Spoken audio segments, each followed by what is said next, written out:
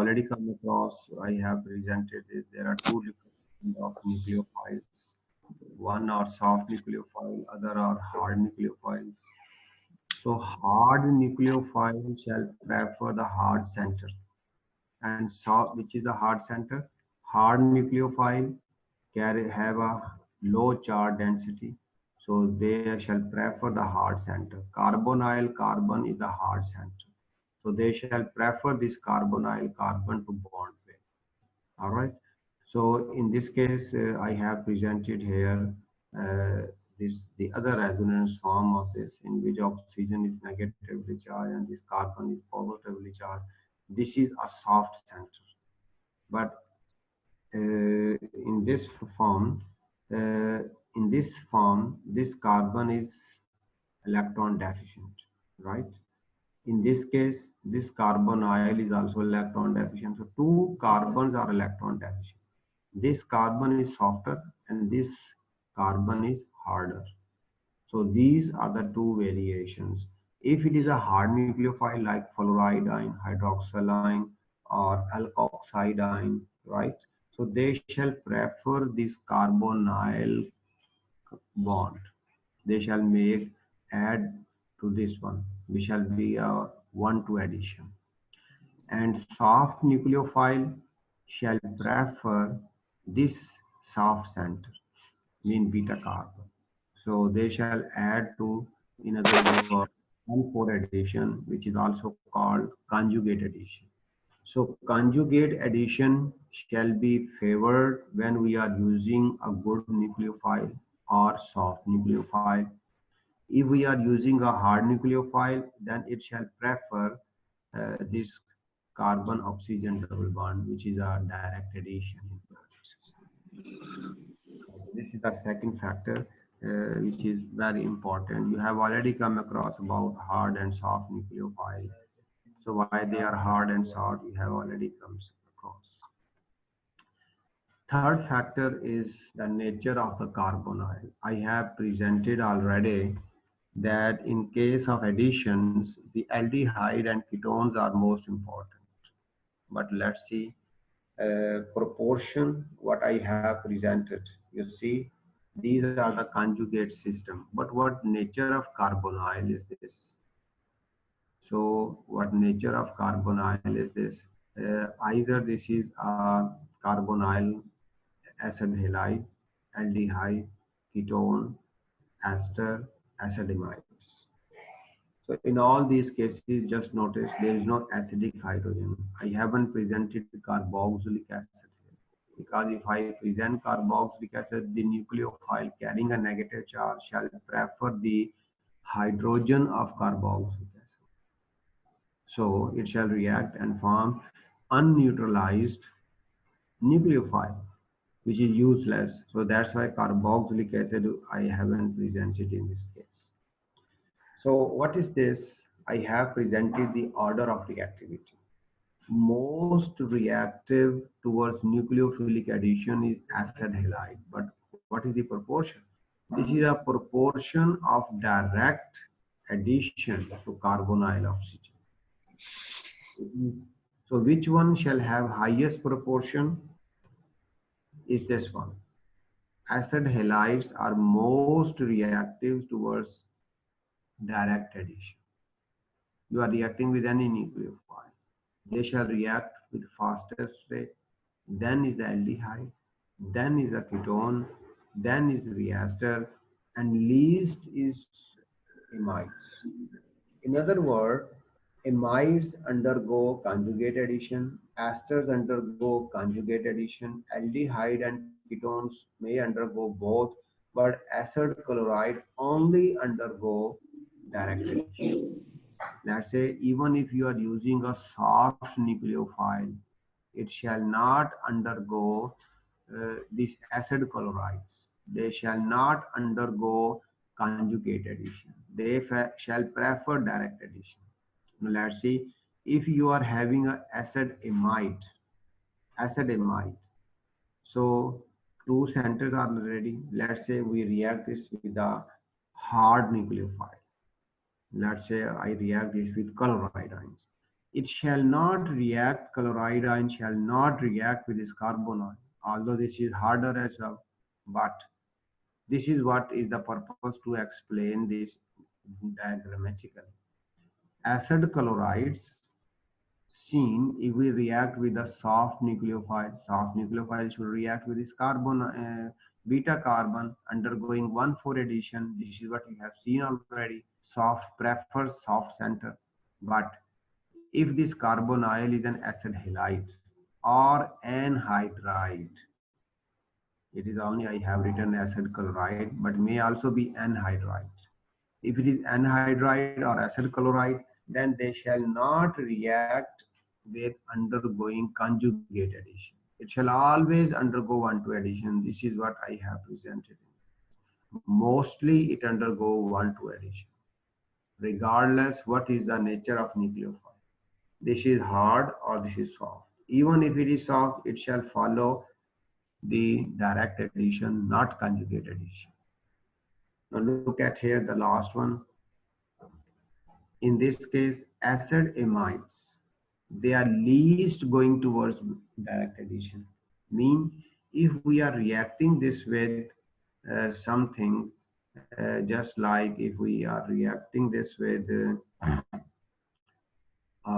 entity which is let's say hard base or a hard nucleophile. Hard nucleophile is most likely to going to add to carbonyl addition, but in this case it is least undergoing 1,2 addition. Even if you have a hard nucleophile, it shall follow conjugate addition, not direct addition. This is what to understand. The nature of carbonyl is very important. If it is ketone, it shall give you most reactive towards 1,5 addition. It may undergo direct, it may undergo conjugate addition depending upon other factors, steric factor. Similarly, uh, kinetic condition or thermodynamic condition and some other factor you have come across in this case. So if it is acid chloride or acid anhydride, it shall always undergo direct addition, no conjugate addition, even the nucleophile is soft. With acid-amide, this story is totally opposite. In that case, acid amides shall prefer undergo conjugate addition, even the nucleophile used is a hard nucleophile. Now, what is the reason behind this? Keeping in mind, let me explain here what is the reason why they are undergoing such type of additions. First, look at nitrogen have one non-bonding electron pair. Look at here, oxygen, it has two non-bonding electron pair present on it. Methyl have no non-bonding electron pair. Hydrogen have no non-bonding electron pair. Chlorine, if present, have three non-bonding electron pair on it. If you remember, you shall also come across in substitution reaction tomorrow that the number of non-bonding electron pair present on an atom make it a bad electron donor. Why? Because you have seen in theories in inorganic, in valence shell electron pair repulsion theory, if there are more number of non-bonding electron pair present on an atom like halogens, so they are bad nucleophile. Why they are bad? Because they have competition between the three non-bonding electron pair which should be accommodated or which should be donated. Due to this competition, they are poor base. Nitrogen is a good base. Why? Because nitrogen or phosphorus belonging to same group, they have one non-bonding electron pair. They have no competition at all. That's why they are stronger base. Oxygen are medium. They are not good like amines, nitrogen, and they are not bad like halides. So that's why oxygen contain two non-bonding electrons. They also have a competition, but not high like in halogens, but not zero like in nitrogen case. So that's why this nitrogen contributing non-bonding electron pair and this carbon, it is decreasing the electrophilicity of this carbon when it donates this electron pair. Nitrogen donating electron pair to this system. As a result, this electron pair transfer to oxygen. This is another resonance form in which this carbon become double bonded here and oxygen become negatively charged. So you are having increase in electronic density due to mesomeric factor of this nitrogen. Same factor when we apply to this esters. This oxygen is generating electronic density and this increasing electronic density here, but it is not that good nucleo electron pair donor like nitrogen is. That's why it is increasing less electronic density on this nitrogen or decreasing the electrophilicity to less extent. If we are comparing this with halides, acid halide or anhydride, they are very electron deficient and they have three non-bonding electron pair, very poor contribution towards this. So that's why, in other words, look like they are not contributing, suppose, but they are contributing to very small extent due to lone pair contribution, competition of the lone pairs. This is the reason here there is a less compensation. Less compensation is here, less electron density is transferred to carbonyl. So that's why they shall prefer carbonyl addition. This carbon is more electron deficient in acid chloride and acid anhydride. In case of ester, this is slightly decreased due to resonance effect. In case of acid amide, this is slightly it is highly increased electron density around it, decreasing the electrophilicity. So this is the reason why they shall undergo conjugated, amides undergo conjugate addition, acid halide and anhydride undergo direct addition. Now look at aldehyde and ketone. Methyl is also electron donor to some extent, but hydrogen is neither electron donating nor electron withdrawing. So methyl is more reactive towards conjugate addition because and hydrogen is less.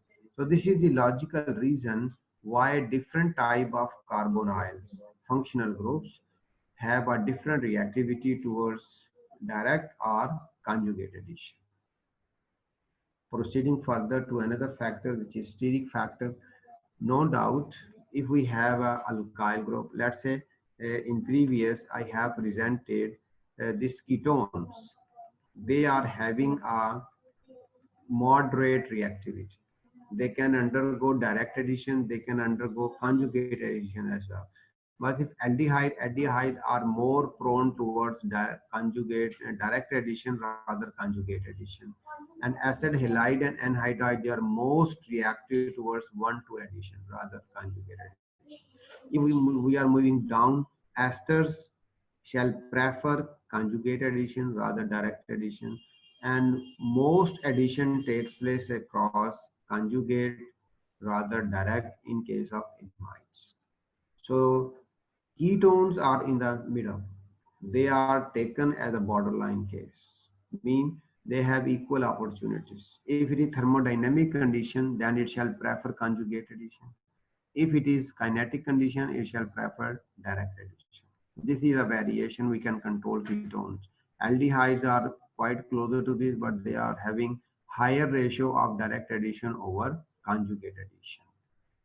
So taking into consideration, I'm taking ketone as a standard. In next slide, I am presenting the steric factor. So in the steric factor, you can see what steric factor we are important in is this alkyl group. I am taking the ketone in this case deliberately. You see, this is a carbonyl carbon, a double conjugated with a double bond. This at beta position, there is no substituent. There is one alkyl group at beta position. There are two alkyl group at beta position. Now what is happening down? Downwards, the steric factor is increasing. So if steric factor is increasing, so it shall affect the nucleophile. Let's say if we are reacting this under thermodynamic condition.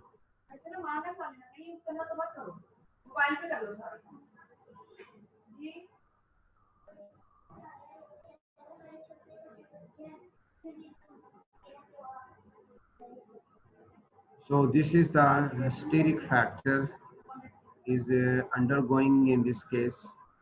Beta carbon is undergoing steric factor. Some alkyl groups are getting sterically, making it crowded at this position.